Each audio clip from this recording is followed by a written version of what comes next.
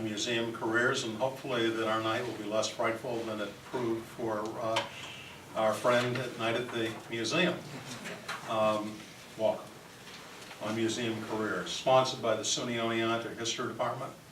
I'm Bill Simons, and I'm a history professor here at SUNY Oneonta, and I will serve, hopefully unobtrusively, as the moderator of tonight's proceedings. Please partake of the refreshments. We have a rule that we don't want any refreshments left when the night's over, so please take some. And I'd ask you if you would sign in. It just gives us a way of staying in contact with you. So when you get some refreshments, if you haven't yet signed in, please do so. I want to thank Dr. Matthew Henley, who's sitting in back, and those of you who are history majors certainly know Dr. Henley. He's the chair of the history department, and he provided significant institutional support for tonight's program. And abstention, I want to thank Dawn Tompkins, who is, it'd be too little to call her, no, she's our secretary, and as a good secretary knows, is really the office manager, as good secretaries are, and the secretaries are the ones who know everything. And I can say that as a former chair, that indeed is true, because it was Dawn who facilitated the logistics and the publicity. And I'd be remiss if I didn't thank Zach Horan, one of my students, for recording the program. And not only do we have a good audience here, but this is something that will have a second and third life. Many other people besides those who are gathered here tonight will have an opportunity to see this program. We have 4 distinguished panelists. In fact, this really is an extraordinary panel. And we're very pleased to be able to have them present and to bring these extraordinary people together, people with incredibly busy schedules too. So we really appreciate that. I'm going to introduce them briefly. I'm going to do the introductions all in one piece so that we can move seamlessly from that point forward. You may see a little movement on our half so we can see the screen. We're going to go move to the front row, and then the panelists will come up. Douglas Kendall majored in history at Haverford College, and he attended the historic Deerfield Summer Fellowship Program. After graduation, he earned a master's degree in the Winterthur Program in Early American Culture at the University of Delaware, and after serving as director and curator at the Webb Dean Stevens Museum in Weatherfields, Connecticut, received a PhD in American and New England Studies at Boston University. So I don't have to ask you who your favorite baseball team is. No. Okay. Big Pappy would be pleased. He became museum coordinator at the Yeager Museum of Art and Culture at Hartwood College in 2015, where he also coordinates the museum studies minor. Dr. Kendall's museum career has focused on improving documentation of museum collections to allow more effective material cultural research. Danielle Henrici is the, did I get it? You did. Thank you. No, do it again. Danielle Henrici is the Director of Education at the Fenimore Art Museum and the Farmers Museum. And if you have not availed yourself yet of the opportunity of going to those 2 great institutions, do so. They're really both magnificent. It's free. And free, what could be better? Please do so. She received her BFA in cinema from New York University and her master and her MA in educational theater from New York University. Danielle was the executive director of Smithy Center for the Arts in Cooperstown for 5 years, with an intent, with a focus on collaborative, community-centered art making. She was a founder of the Glimmerglass Globe Theater in 2010 and continues to serve as the co-artistic director. And she is the current president of the Cooperstown Chamber of Commerce and a member of various committees throughout the region. And actually I could go on and on, but I won't, but I will say, give you a little plug, that one of the great classics of the holiday season is A Christmas Carol. And that is coming up. It's going to be performed at the Farmers Museum in Cooperstown. There are going to be several performances coming up. And we have one of the stars, Producer first. Producer first. Yes. And I'm supporting. come up and see it. It's a tremendous production. Thank you. Timothy Jordan. Did I get a little bit of the J in there, Tim? I'll work on it. Close enough. Okay, thank you. Thank you for the allowance. Tim is good. Okay, Tim. He has served as director of the Delaware County Historical Association since 2003. He received his bachelor's degree in history from SUNY Plattsburgh and a master's of arts degree, also in history, from Temple University in Philadelphia, where you came to know our former chair, or at least you, Yeah, Bill. Bill Ashbaugh. We were there at the same time. Speaks well of you both. Tim has taught diverse history courses ranging from the local to the global. You've taught local history, but you've also taught global history, and thought about the relations between the two. At multiple colleges, including SUNY Delhi, and since 2012, Tim has been an adjunct lecturer in our department in history, and perhaps there's someone here who has, I have the good fortune of knowing Tim in our department, or will. Because among the other courses, next semester, if you still have openings in your schedule, I would highly tout his course in public history. And one of the things we're increasingly doing, one of the reasons, the rationale for this program, is to remind you that teaching is a good area, excellent area, and a lot of things that you can do with a history degree. And Tim has an excellent course. It had a tremendous reception the first time it was taught. And if you still need another 3-semester hour course, I would recommend Tim's course. With expertise in regional history, Tim has lectured widely in many public venues, and among other places, I have seen you at Hanford Mills, where you gave a great lecture in terms of the changing economic modes in Delaware County. Yeah, that was based on a book I wrote. Oh, well, I got a source. Yeah. Good source and great lecturer. And Tim has authored or co-authored 4 books on local history. And Gretchen Sullivan Soren is the director and distinguished service professor of the Cooperstown Graduate Program, training program for museum curators and educators, which is part of the State University of New York College at Oneonta, and it is without question one of the top programs in the United States. Quite simply, it is. And she is also a fellow of the New York Academy of Historians. Dr. Soren holds a bachelor's degree from Rutgers University in American Studies, an MA in Museum Studies from the Cooperstown Graduate Program, and a PhD from the University of Albany in American History. Dr. Soren has more than 30 years of experience in the museum profession.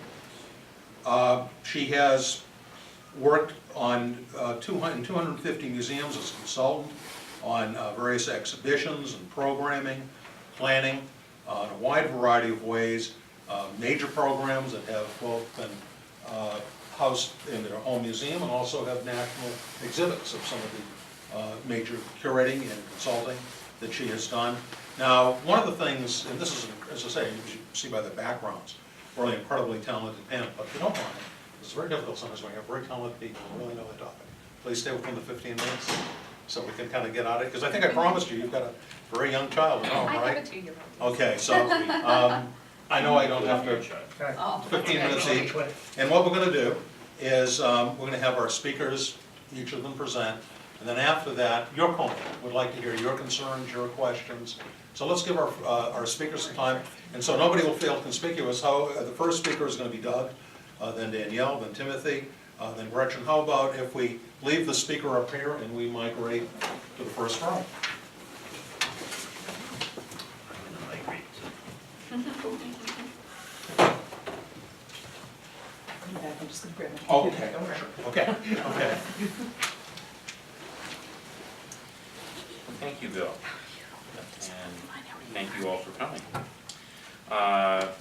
As Professor Simons mentioned, I was a history major at Haverford College a long time ago in a galaxy far, far away. And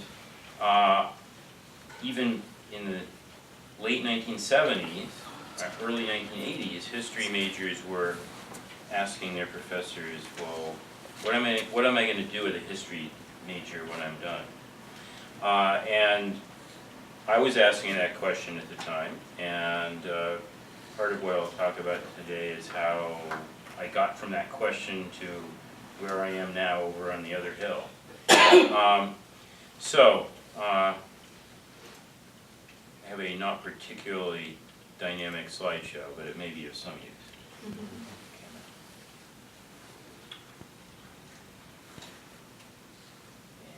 this version of PowerPoint is not one I'm really familiar with. How do we get that to the whole screen? Anybody use this? It's on the whole screen. Oh, it is, okay. And it's just showing me something different than you're seeing. Then we do not need to worry about that. So, so I was a child of the late 60s and early 70s, and I was trying to think when I was working on this project, what's the first museum I could really remember visiting?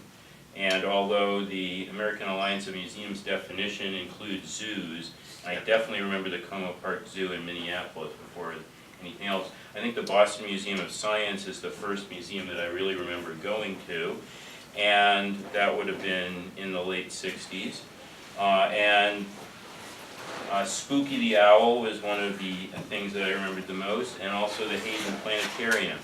But I think that experience made me think that museums were cool places, that they were places where you could learn things and have fun, and science museums are still like that today.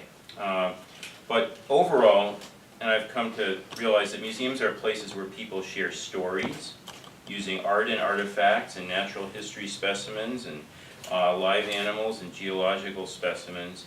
And what people who work in museums do is to help facilitate the sharing of those stories. Museums are places where we memorialize, challenge, and create.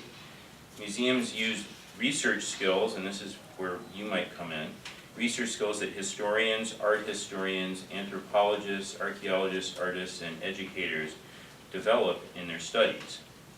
And museums need people who are creative, who are passionate, and who are skilled, not only in traditional curatorial areas, but also in development, in marketing, in information technology, and in administration. And in some of those areas, those are very different from the areas that museums typically recruited when I was your age. So, as Professor Simons also mentioned, museums are responsible. My emphasis in most of my career has been on the documentation of collections. I was the curator of collections at Fenimore Art Museum and Farmers Museum for 12 years, and the reason why you document collections is because those collections, which are an essential part of museums, are what people can use to tell the stories that museums need to tell. And if you don't know anything about them, if you don't preserve them and the information that you can develop about them, then it's going to be really hard to use them for that purpose. So it's important to me that museums are responsible for preserving and documenting their collections so they can be used effectively for their missions, which in essence all revolve around serving the public.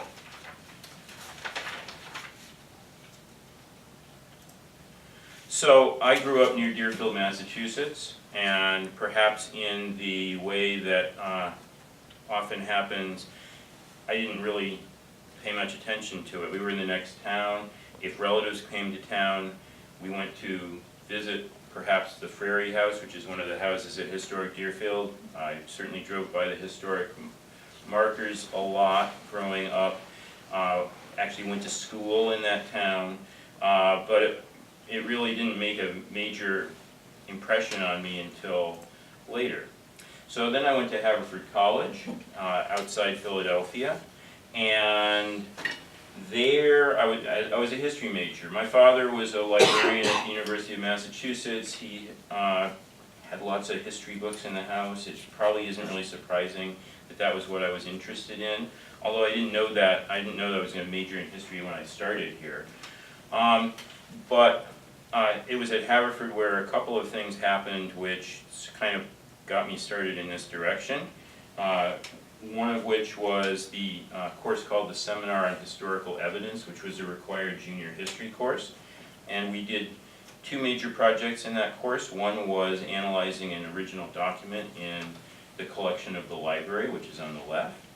The second was a traditional project that for many years at Haverford, in which the students analyzed an object as historical evidence. And since Haverford doesn't have a museum, and they didn't have a collection, Those artifacts were basically loaned by faculty, staff, other people who had heard that they did this, and you never knew what you were going to get. I got an object that looked pretty much like the one on the right-hand side of the screen. Does anybody know what that is? Is it an ice hook? Close. It's a longshoreman's bailing hook is what it turned out to be. And so, you know, I had to research what that was, and remember there was no Wikipedia then, and the Encyclopedia Britannica didn't really have any entries on it. So that was my first kind of halting effort to analyze an object. I did figure out what it was, but I don't think I ever said anything very profound about it. But it gave me the idea that objects could be used for historical evidence, which led me to the Historic Deerfield Summer Fellowship Program in the summer after I graduated. That is a program that is still very much in evidence today, and it's time that they are thinking about taking applications for next summer. It's about a 9-week program. You spend it studying the collections, studying the programs, such as open hearth cooking. You get to analyze objects with the curators leading you, and also get to see a lot of other museums in the Northeast, Plymouth Plantation being one on the left, which is traditionally visited. And you do a major research project in using the collections and the research library there. It's a great experience, and if you're thinking of doing anything in museums or further historical graduate school of any kind, or anthropology, archaeology, because they've done a lot of that at Deerfield as well, that's something that you might consider. In my case, it definitely that's what finally hooked me. So I'd grown up 5 miles south of it. It wasn't until after I graduated from college and came back to the Connecticut Valley that I actually kind of got involved with it. From there I went to the winter tour program at the University of Delaware, which, as they will tell you, is not a museum studies program. It's a multidisciplinary academic program which happens to spend most of its time at a museum which has really tremendous collections. And from there, I went to Wethersfield, Connecticut. And this was my first opportunity to actually get involved in the practical aspects of running a museum. They are 3 historic houses on their original sites. They're owned by the National Society of the Colonial Dames of America in the state of Connecticut, Incorporated. They were one of the first museums owned by a branch of the Colonial Dames to hire professional staff. And we had really successful education programs. We brought in thousands of students from the surrounding area for ed programs on site, and also did programs in the schools. And I was administrator curator, which meant I was one of 2 full-time employees. I was in charge of the budget. I was also in charge of the interpretation of the houses and managing the guides who gave tours. So as you can see, it's not necessarily something that your average history major is going to provide you the background for, but a lot of it was on-the-job training in that respect. And as I mentioned, today there are people who study specifically to be directors of museums, and that wasn't so much the case then. Then I went from there. Having been an administrator for 3 or 4 years, I decided I really wanted to go back and get a PhD, which I did in Boston at the American New England Studies program. And these are among the places that I was able to work while I was working on my PhD, because although Boston University was gracious enough to help me with my education quite a bit there, it was also really good to get experience in museums. And so one summer I worked on a crew that was cataloging the collections in the Codman House, which is up at the left. The collections there dated from the early 18th century to the 1960s. You basically could find everything from a Queen Anne chair to a stair elevator, which somebody used in the 60s in the house. And Historic New England's approach to historic houses is to preserve them as the family left them. So all of that stuff was considered important. The story of that family and that place extended for over 2 centuries. Old South Meeting House is a site that is a museum today. I had a chance to work with the collections there. And then Gore Place, which is the lower right, is a historic house outside Boston, which was the country house of a Massachusetts governor in the early 19th century, and a architectural landmark.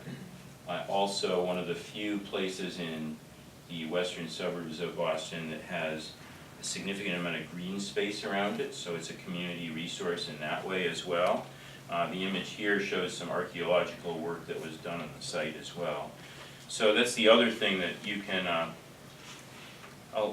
there are a lot of disciplines that get involved in museums, and archaeology is one of those as well. So USS Constitution Museum, somehow I didn't have much to say about that. But it was a great, the USS Constitution Museum is a museum that is next to the USS Constitution, the oldest commissioned warship afloat in the world.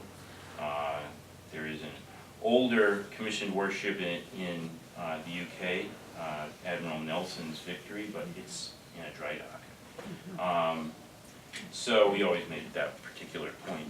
And then I went to the Wisconsin Historical Society as curator of domestic life, which meant that I was in charge of the collections of decorative arts, furniture, and fine arts.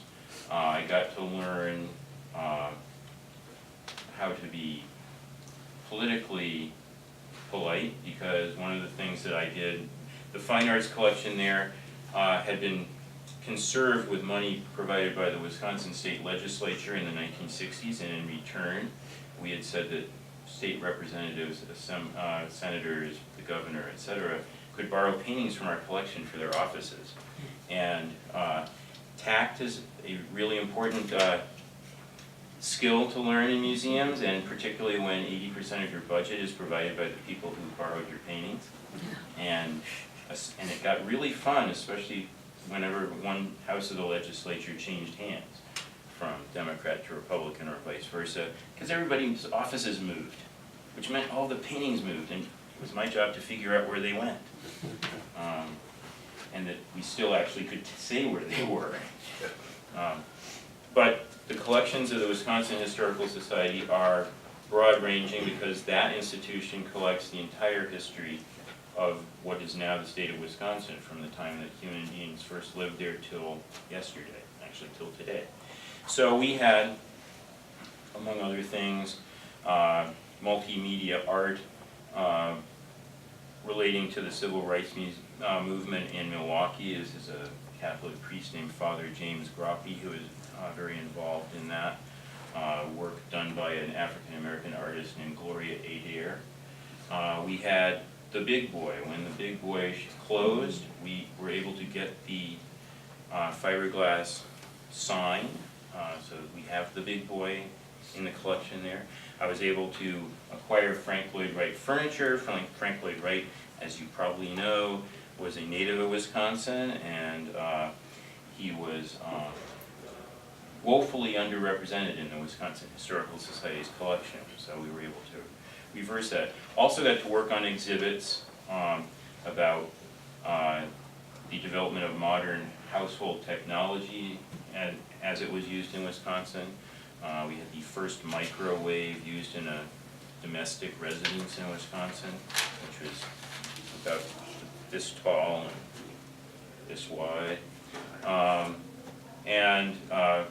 Also got to be involved in projects like moving this car from the basement of one museum building to the third floor of another one, which was a really fun project.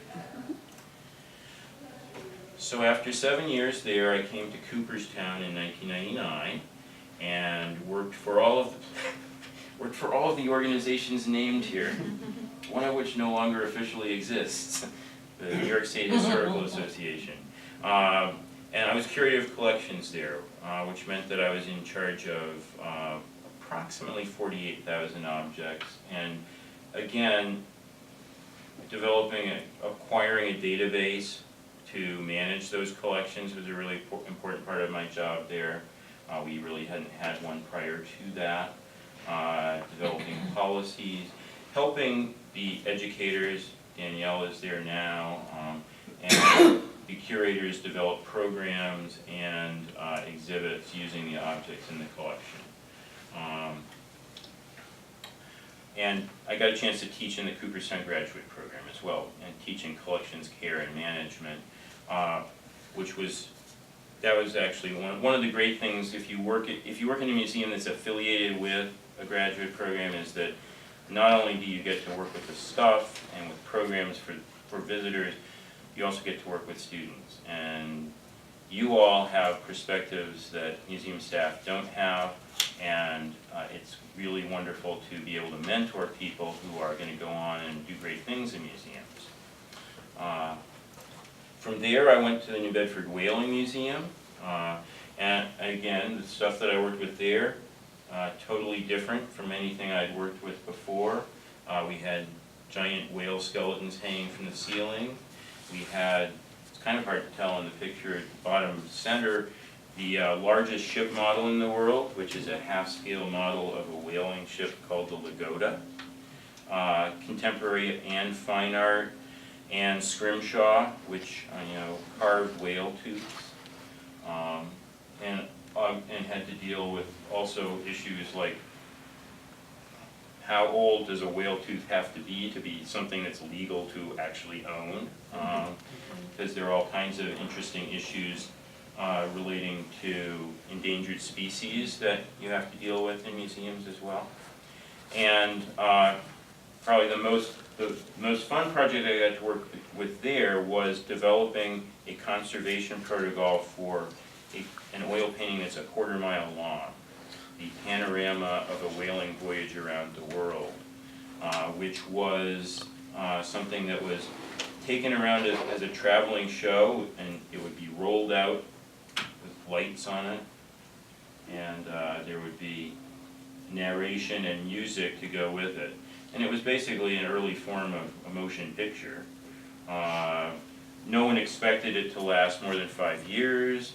It ended up still being around in 1918 when the museum acquired it, and you can imagine that an oil painting that's been rolled up for that many years needs a lot of work. So, and since I've left there, I'm gratified to see that they actually have been able to move forward with that, and it will be displayed sometime soon. So, then with a little bit of a hiccup when I spent 2 years as city clerk here in Oneonta, being a civil servant, and that was an enlightening experience I won't say more about right now. But I've been at the Yeager Museum over at Hartwood College for the last couple of years now, and help run the Museum Studies minor program. And there, again, if you haven't been to the Yeager, we are open whenever Hartwood College is open, from Tuesday to Saturday, 12 to 4:30. It's free. We have the base collection of the museum is about 7,000 objects of Native American artifacts that were gathered by a man named Willard Yeager who lived here in Oneonta.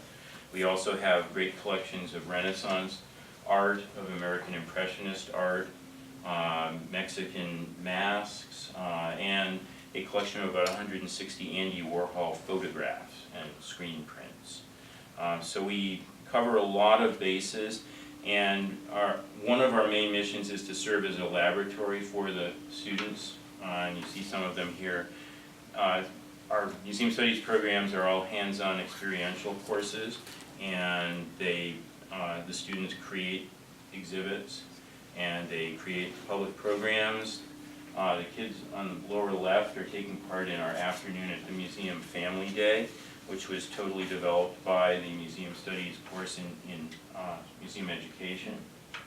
And that's now become something we do every year. So we ask our students to really participate in the life of the museum.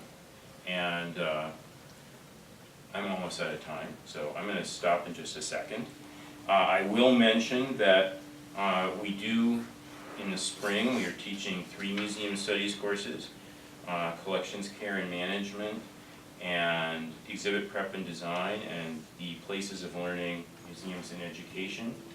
And I will just point out briefly that you may not know about this, and I'm not sure that either administration really publicizes it very much, but you can take courses at Hartwick if those courses aren't taught on this campus. So if you're interested, ask.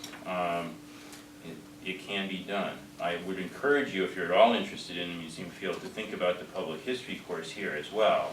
But if you're ever interested in taking a course at Hartwick in museum studies, we'd be happy to have you over there. So, hope that's been a little bit helpful, and thank you very much. Thank you.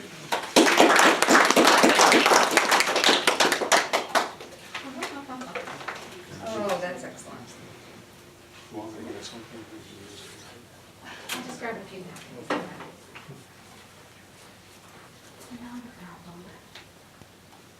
I just spilled water, seltzer all over myself. Very elegant.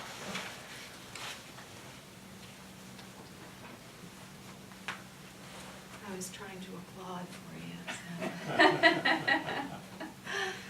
Oh, pardon me, okay. Oh, thank you, you pulled it right up, that's nice, thanks. All right,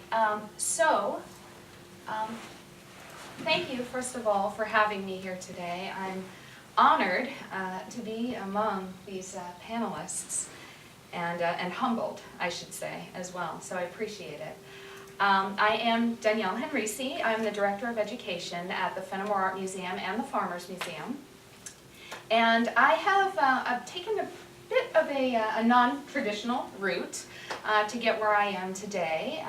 Somewhat of an unconventional choice, but I do not have a history degree or a museum studies degree or a fine art degree. But I always try to be an optimist. So, and I approach things as if I'm a lion, I think, sometimes. I hope to, anyhow. So what do I have? Well, you heard my biography at the beginning, so this is a little snapshot. I have a BFA in film, and I have a master's degree in educational theater. So I spent a lot of my early career and years in Manhattan doing theater. And I also did a lot of teaching. I was a teaching artist for a number of years in public schools as well as the Children's Aid Society, and developed a real love of working with students. So when I moved to Cooperstown 8 years ago, I didn't know exactly what I wanted to do, but I know I wanted to be involved and engaged in the community. And so that's what I did. I just started getting myself out there, introducing myself to people, and trying to become become a part of the fabric of Cooperstown. So I started a theater company, and I started an acting studio, and in pretty short order I became the executive director of Smithy Center for the Arts in Cooperstown. And through that position I had an opportunity to work with amazing people and meet incredible artists throughout the region, and sort of hone my craft and develop my skill as a manager, which I really have found that I love. I thought I wanted to be an artist, and I still am, and I still get to do that, but I love management. I love supporting people and teams, and helping them do amazing things and bringing people together. So I think I thrived because I loved it. And when I applied for my current position, I was shocked to be chosen, but thrilled. And every day I tried to live up to that title of Director of Education. So, what does the job entail exactly? It's different every day. I get to wear different hats every hour, it seems. So I collaborate, first and foremost. It's my favorite word, and I use it all of the time. I work with my team, the education team, and I have 6 managers, and they are, every single one of them, wonderful. And so we deliver all of the school programs and the public programs that the museums, both of them, offer. And we have approximately 7,000 students who visit each museum every year. So about 13,000 to 14,000 students come through our doors. And we get to serve all of them. It's wonderful. And we take them on tours and we do workshops. And then, of course, we're also dealing with the public. So all of the programs that we deliver on a daily basis, the tours that you might take if you visit the Fenimore Art Museum, any of the interpretation that happens at the museums, that's all within the education department. So everything that we do, any way that we engage with the public or with the school students, that's all education. I also get a chance to be very creative. So I spend a lot of time thinking about the things that we can do in the future. And of course, budgeting and finance and grant writing, something that I actually love doing. I really enjoy writing, so it's an opportunity that I get to help the museums raise the funds that we need to deliver all of these wonderful programs and exhibitions. And I also get to support the work that's being done in other departments. I work very, very closely with our exhibitions department, our collections department, even human resources and finance and facilities.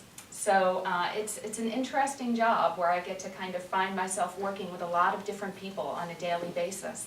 And it's exciting and it's rewarding. And of course, I'm also cultivating relationships with our patrons and our donors. So that's another thing I get to do, is go out there and meet people and introduce them to the museums and hopefully bring them back and get them engaged so that they not only want to visit, but they also want to support what we do and be engaged in any way possible. And within my department, we also have approximately, it changes every year, but there are about 100 people that are paid and contract and volunteers. So that includes your docents who give the museum tours at the Fenimore Art Museum. That includes our interpreters at the Farmers Museum and also at our Otsego Meeting Place site. Those are our Native American sites at the Fenimore. It includes all of the middle managers, of course. And then contracted workers, we have a new group called dramatic interpreters at the museums who deliver a different kind of interpretation at the Farmers Museum. And a whole host of other people, museum teachers, how could I forget, and they're the ones that deliver our school programs. So it's an exciting atmosphere to work in every single day, and we get to be incredibly creative and do things that we love, and hopefully things that other people love as well. So these are a few of the things that we offer at the museums. This picture right here is actually my husband. He looks ugly there. He's not that ugly. And that is him playing Jacob Marley in a production of A Christmas Carol, which we have been doing for 5 years straight. It's an annual production. We offer all different kinds of lecture programs, luncheons, where you get to meet the artist. We do, as I said, do main stage theater. One of the programs that I am most proud of that I started right when I began at the museums in 2014 is our community exhibitions program. I don't know if any of you have had an opportunity to participate in it, but we've actually collaborated with SUNY Oneonta students in the past.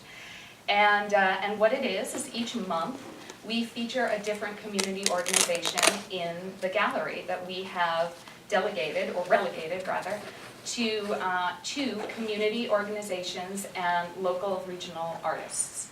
So it's an opportunity for us to celebrate the wonderful work that's being done right here in Otsego County and the Leatherstocking region. We do a lot of community art making. As I mentioned, we have a lot of wonderful school programs that we do, including outreach, where we bring our museum teachers to the schools. We do a lot of workshops, and they range from blacksmithing to painting and drawing and everything in between. We do film screenings, we do play readings, we do an annual agriculture conference. We have an art festival every August. We have a new website, an educational portal called Harvest of History that we've been working on and developing, and it is a teacher resource. We're very proud of that. We just rolled it out. And of course, we do a lot of teacher training, trying to engage schools and teachers in what we do so that hopefully they can fold it into their curriculum.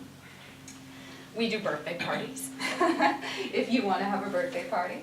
And again, as I mentioned, we get to develop a lot of new and exciting ideas. So right now, we're just in the process of rolling out some new scavenger hunts, some interesting new interactives that the public can do at the museums when they visit, and fascinating and fun new tours as well.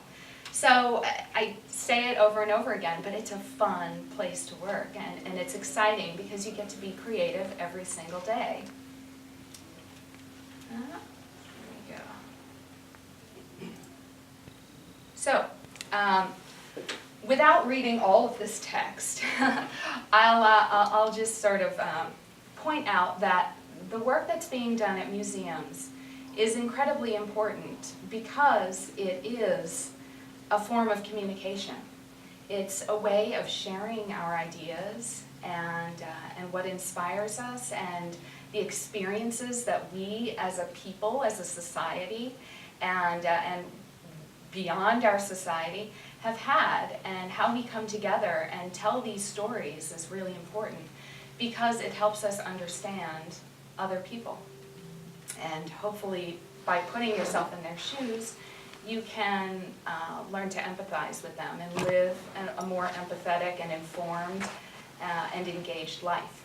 So that's why I do it, and that's why I love it, personally. So I put the "my" in brackets here because it's different for everybody, of course. There's no formula. But what I found that helped me in my career was to be positive. It's my religion. And I find that it's magnetic. And when you are positive, it comes right back at you. I also can't emphasize enough how important it is to communicate. These are things that apply in every career, not just at museums. But I highly recommend being a good communicator as a means of being successful. Thank you, Gretchen. Respect. Respect, respect, respect, respect everybody that you meet. It can only help you and make you a better person. Transform fear into action is one that I think about a lot because things can get scary sometimes, and it's easy to not do the things that scare you. But if you don't do them, you kind of keep yourself in a box your entire life. So I always encourage people to do the things that scare them and discover how much they can grow as a result. And the last one that I'll really point out here is to focus on solutions and not problems. And that's another form of positivity, really. But it's really important because who do you want to work with? The people that are going to help you solve the problem and get to where you want to go, or the people that are mired in the problem itself? You're never going to get anywhere by doing that. So, and as Hobbes so wisely points out, you have to have a sense of humor in everything you do as well. So I always try to laugh a couple of times a day at least. And to be creative. Everybody's creative, whether you realize it or not. And certainly in museums, you get to use your creativity every single day. So if you'll indulge me, I am not an expert on leadership at all, but I have done a little bit of research, and the thing that I find that is most helpful is to just try to inspire people and find what they're good at and help them do that thing. And to not try to be the best, but rather to find the best people and ask them to help you and work with you. And that in and of itself is a recipe for success in any field. So, all it really amounts to is being an engaged, caring citizen. That's what I like to do and how I like to think of it. So if you can do that, in whatever you choose to do, I think most of you are history majors, which is wonderful, but some of you may not be. Some of you might be more interested in marketing. But if you can find a way to be a part of your community, I think it's ultimately the most rewarding thing in the world. So that's him. That's the 2-year-old. And he's the reason why I do this every day and why I'm so happy to be here tonight. So that's it. Thank you very much. Thank you.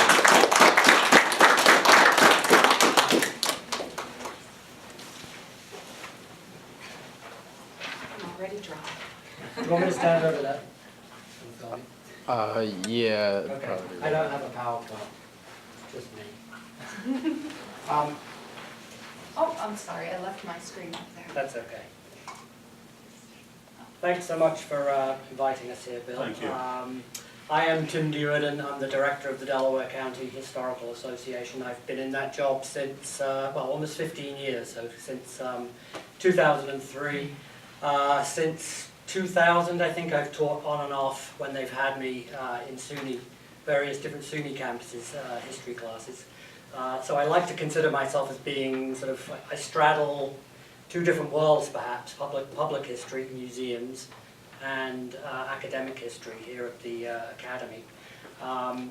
I maybe similar to Danielle, I've sort of taken a roundabout route to where I find myself in 2017. In fact, I would say this is in a whisper, but I haven't really had any career planning, or very little career planning, and I've kind of ended up where I am almost by default. Yeah, I mean, here I am, I'm from England, yeah, here I am speaking to a class of various different age people in North America in 2017. Of course I wouldn't have imagined doing that when I was 16, 17, 18. That said, I always knew that I would gravitate towards some kind of a liberal, artsy kind of career. Both my parents were teachers, my father at the college level. I've always been interested in history, geography, English, writing, that kind of stuff. So although I lacked a career focus until I was well into my 30s, I would say, I knew that I would be doing something like museums or libraries or teaching or something like that. So I've taken a roundabout route to being a museum director. I have, and again, similar to Danielle, I have no formal museum training. Even though I now teach a public history class, which is essentially museums. I've been the director of the museum where I work in Delhi for 15 years, as I've said, and I came into that job having only a little experience. I'd been an educator at another museum, Hanford Mills Museum, also in Delaware County, very briefly. And then I became the educator at DCHA, where I now work for Delaware County Historical Association. Shortly after I became the educator there, the director at the time kind of left hastily and went to Guatemala. So, which was kind of handy for me, A, because I got the job, and B, when NICEG called and can I speak to the person in charge of the electric supply, I could always say, no, that person's in Guatemala. I was able to do that for 2 or 3 years until that kind of wore thin. So again, I've kind of arrived where I am by default. I would echo Danielle's statement, however, that, and I think this is what you're saying, I think it came through loud and clear, that I love my jobs, actually. I know there's a lot said about contingent workers and adjuncts here in New York and elsewhere, but for me, doing the two jobs has fit really nicely. I live in Delaware County. I'm the director of a much smaller museum than these museums in Cooperstown. We have just 2.5 employees, as we like to say, 2 full-time employees year-round and then a part-time person. But when I'm at work in Delaware County, believe it or not, I consider myself young. Most of the people that come, apart from our school kids during the spring and the summer, most of our clientele seems to be still, like, even after 15 years older than me. And then, of course, when I cross over the river and come into Otsego County, I'm suddenly an old fart when I'm standing in front of, college-age kids. So that's kind of an interesting, I always find that an interesting juxtaposition. DCHA, or the Delaware County Historical Association, it's a local historical society, history museum. We have a historic house dating back to 1797, a 60-acre site with various other buildings that need to be maintained and preserved and interpreted. And during the season we give tours to people. We also have a library and an archives, so we joke that our mission and our function and sometimes our days are a little bit schizophrenic because we're doing a little bit of this, a little bit of that, again echoing what Danielle said, which personally I love. I guess I've always lived in fear of being in a cubicle, literally or figuratively, doing the same thing day in and day out. I can truly say that I don't do that. Usually being a polyglot or being a generalist that I am in the museum world, again, means that I love my day. I'm doing a little bit of this, a little bit of that day in and day out.